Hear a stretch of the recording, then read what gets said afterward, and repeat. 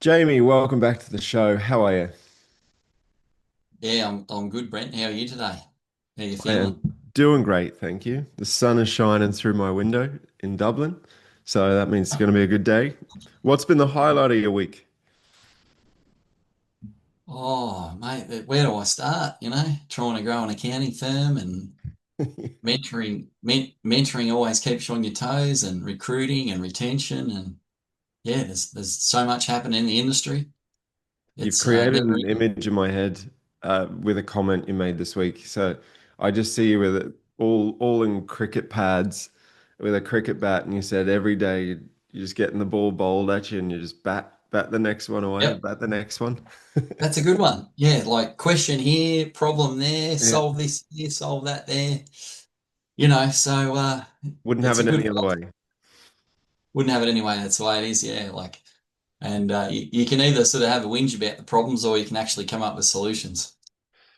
Yeah, and I've got a specific topic of discussion I want to talk to you today on, but just to touch on that a little bit.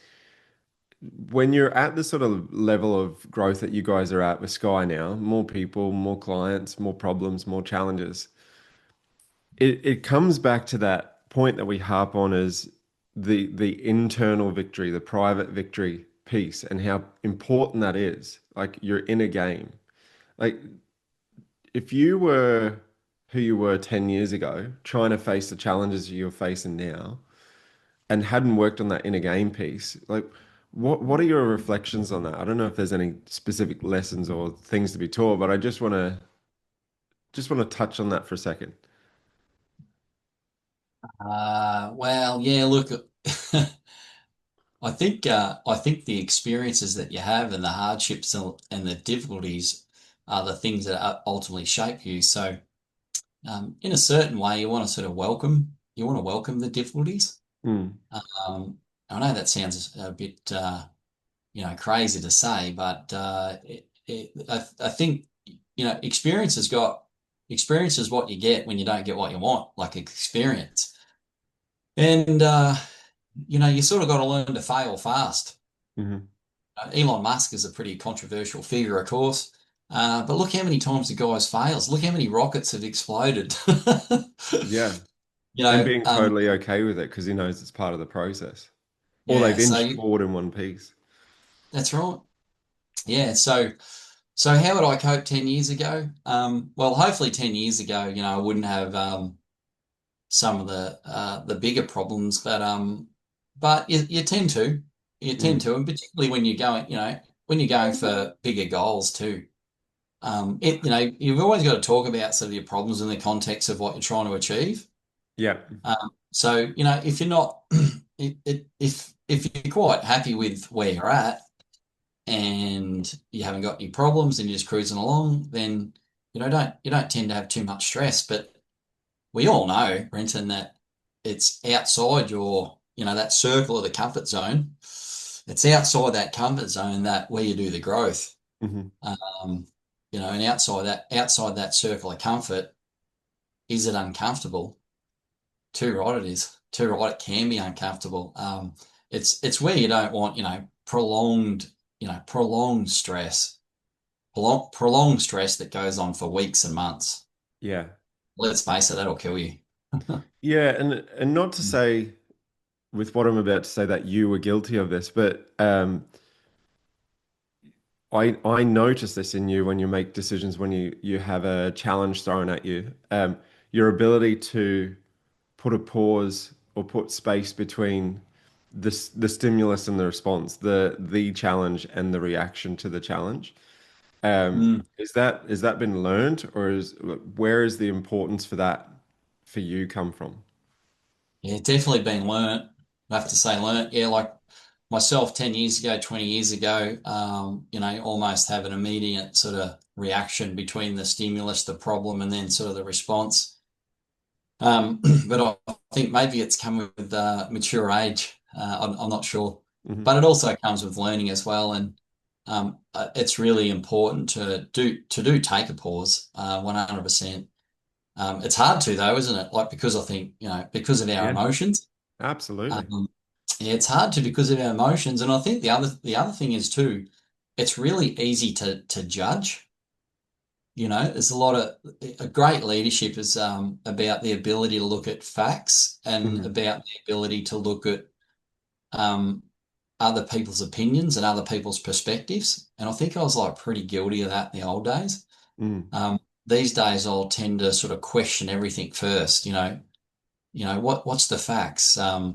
What's the perspective of this person, and what's the perspective of that person, and maybe a third person, and then it's just so easy to judge. And the reason it's easy to judge because it doesn't take any work.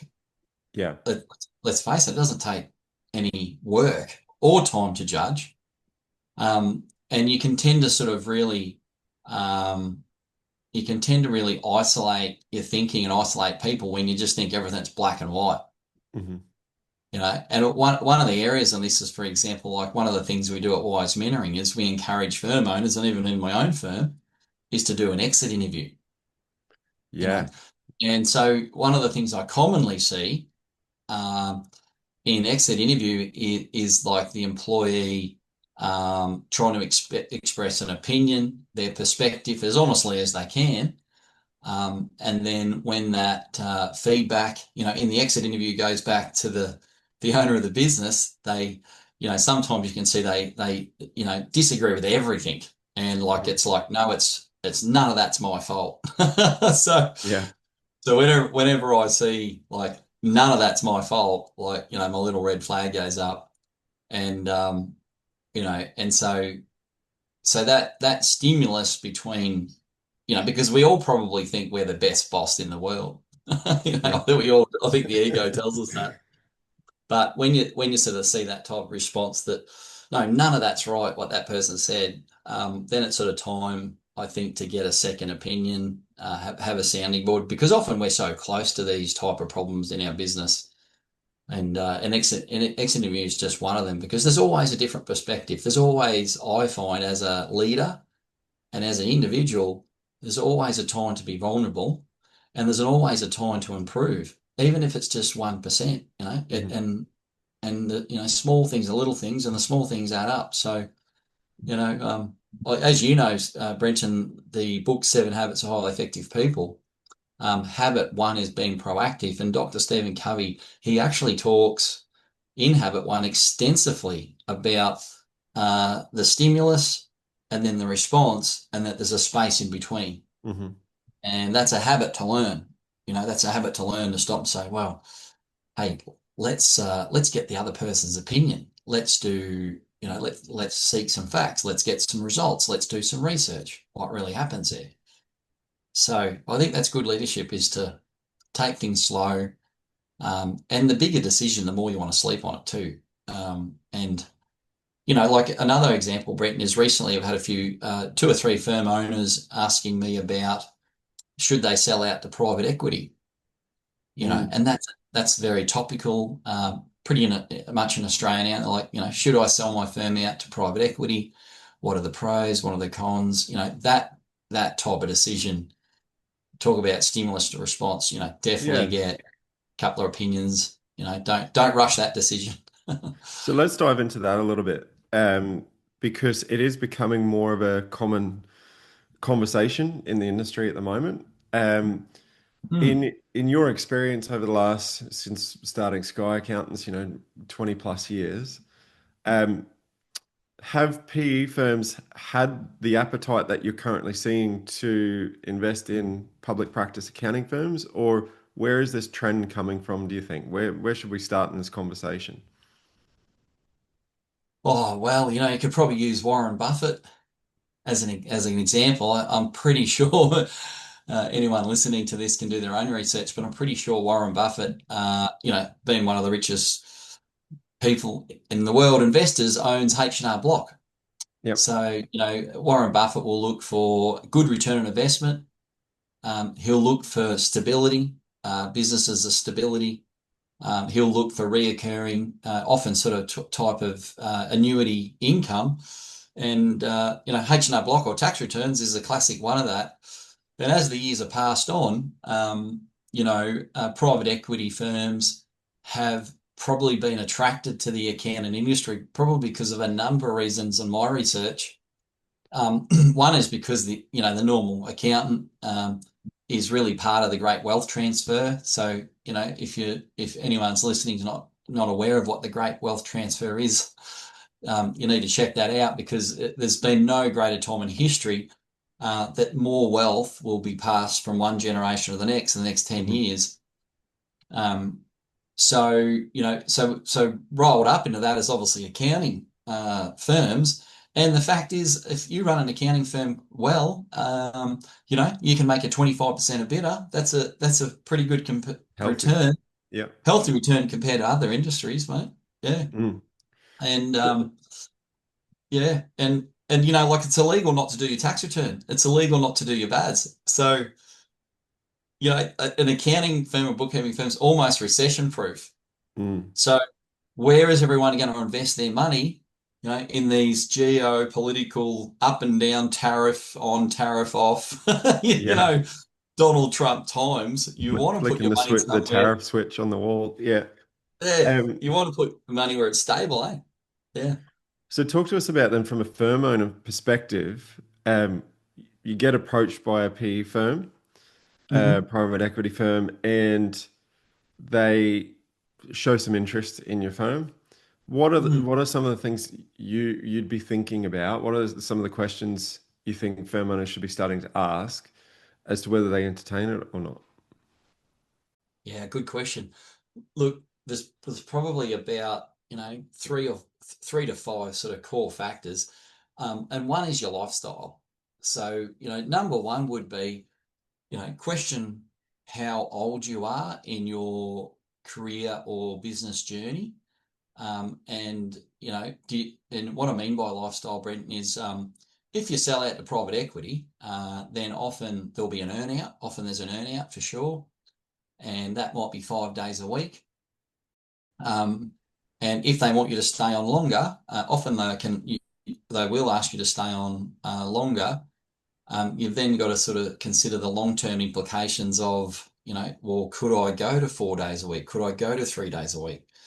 Or does that mean I have to be 5 days a week? So just remember, you're really, in a lot of cases, you're moving from that situation where you're the boss, and while you might have a lot of pressure on you, you still have a degree of autonomy and Hmm. flexibility that you can mingle with, your personal and professional life. So one would be definitely lifestyle, and also mixed into that would be sort of where you are in your career. So are you 60 and really looking to take stock and slow down, um, and live your life more freely, particularly if money's not an issue. You got to Hmm. remember with these private equity offers, they're often 1.5. I've seen a lot of, like, they're very attractive offers. They can be Yeah. often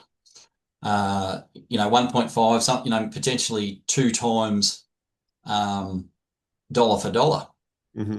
So they can be very attractive. So you've got to consider, is it the money that you need? Do Yeah. you need the money? So that's really the second thing, is where's the money? The first one's lifestyle.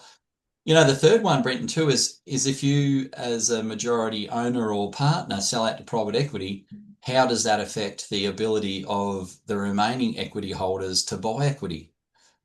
Hmm. Is it the private equity's goal to grow it, but do they have the skills to grow it?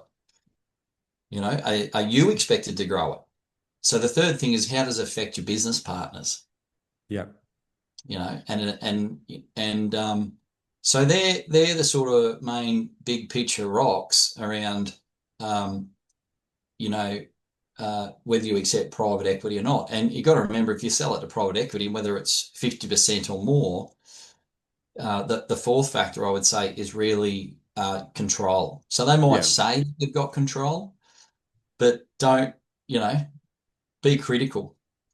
And probably the fifth factor is you definitely want some type of get out clause. Because if you're selling out to someone you don't know or you've never worked with, Hmm. and let's just say that it doesn't work out the first 6 months or 12 months, like, what's the exit strategy? Yeah. Get what's that's really important because it may not work. And it's the old saying that you should sort of crawl, walk, and run, or you should date, be first before you get married. And if you sell it to private equity, just with the owners that I've spoken to, like you've got to ask the question, how well do I really know these people? And don't forget, private equity is often focused on dollars. Hmm. They're It's a numbers often game. it's a numbers game. They're Yeah. probably very successful, very focused on the numbers and how will that affect the firm's culture? Yeah. Yeah. And that's the point I wanted to touch on with you is um, how much weight around the potential to affect the firm's culture, the firm's people, that comes into your sort of decision making Mm, process for that. Because it is, it would be, even though they may say maintain what you're doing, keep your culture, mm, there mm. there has to be an impact on it. So factoring that into Well, the equation. yeah, and it seems to be all rosy when the figures are good. No one seems to complain when the figures are good. But how does the private equity leadership manage you and manage, the key leaders in your firm when the EBITDA starts going south, for example, because someone's decided to resign. Yep. Some like there's all sorts of life events that happens. There's deaths, there's marriages, there's divorces, and we all know that staff are the central thing to operate a successful accounting firm, and it's often a test of the leadership's fortitude when things go the wrong way, and it's important to know who you're going into business with, and then Yeah. making sure that if you become worse enemies, that you know how to unravel it. So say you want to entertain and actually be attractive enough for a PE firm to knock on your door. What do you think some of the things that need to be in place to make you attractive as a firm for them to have a really good look at you? Oh, look, it's probably really a criteria of what the PE firms are looking for. So they've probably got a criteria, I'd say, of return on investment, the EBITDA, for example, and just sheer size might be a factor in that as well. So the firms that I've spoken to, and like even I've been approached at Sky Accountants as well Mhm. from a private equity firm. So I think it's going to stack up from your size, the EBITDA, and where they're looking to geographically expand as well. So a lot of the firms they are looking to expand nationally as well. Right. So and it's not just the big cities either. It's countries, area, and larger accounting groups that they're looking at as well. Mm. And do you think is the play of the PE guys, is it to buy firms and roll them up into Mm. an IPO, or like what do you think their play is with it other than seeing a good return on investment? Oh, well, I think at the end of the day, it's sort of to roll them up into one. And obviously the owners, the private equity firms, their mandate, they'll have investors. Yeah. So, a massive driving factor is return on investment. I mean, monetary wise, um, money follows where the return is the greatest. And I think accounting firms are just so attractive, like Warren Buffett, that Mm. they're sort of recession proof. The return on investment's good when they're run well. So I think it's just a natural factor that they'll try and roll up as many as they can, and not always obviously buy out 100%, but take a stake. Yeah. So you can take a 50% stake in the business as well. Um, and it can be more than 50%. So again, just be careful there. It can be 50%. I haven't really seen it where it's been under 50% to make it worthwhile for the PE firm. And But yeah. you Mm, mentioned that the valuations that they're putting on firms mm, are pretty attractive. And yes. I've seen that even over this side of the world as well. Mm, You're talking 1.5 to even 2.5 times revenue. And that is attractive. But what do you think those sort of valuations that these guys are coming in and putting on, what do you think that's going to do to the general valuation of the market and businesses in the industry over the next 5 years? Does Yeah, it I drive think it it'll up? push them up. Yeah, I think it'll push them up, to be honest. I mean, where I've seen they're offering those type of offers is where the firm does have has a substantial EBITDA. Hmm. So, to sort of give everyone I guess a quick sort of lesson in this, if you've got to give you a standard here, Brent, like if you've got $1 million in fees and that firm's making 250,000 in a bidder, and you've bought that firm's vote at dollar for dollar, that's a 25% return on investment. Um, PE firms are really looking for that type of return on investment, and also I've seen higher. So they'll offer